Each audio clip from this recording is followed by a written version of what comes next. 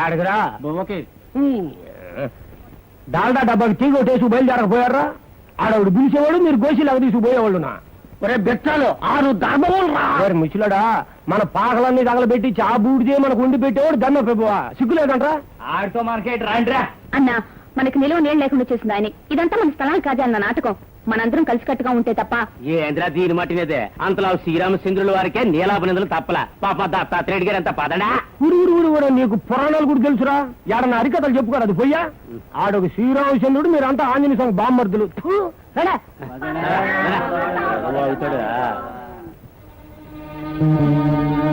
చూడు భాస్కర్, ఇంగ్లీష్ సాకుల కోసం ఎగపడ్డ కుక్కలు ఎలా పోతున్నారో చూడు.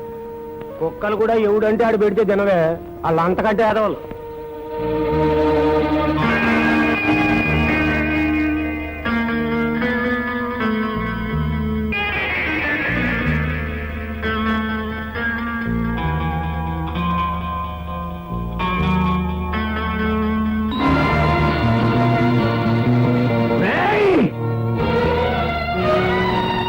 అందరికి పోగులు పెడతాను.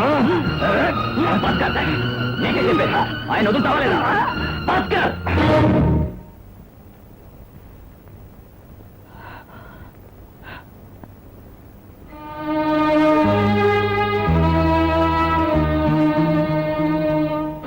దత్తాత్రేయుడు, మా ఎముకల బూడిదని మేడకు పునాదిరా.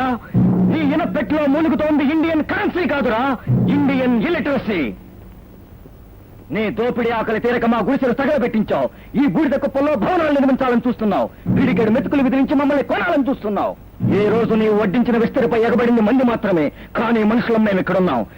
నా వెంట వచ్చిన మనుషుల్లో చైతన్యం కలిగించి ఉద్రేకం రగిలిస్తాను. నీవు ఏ కోరికతో మా గుడిసెలు తగలబెట్టించావో ఆ కోరిక మాత్రం నెరవేరదు.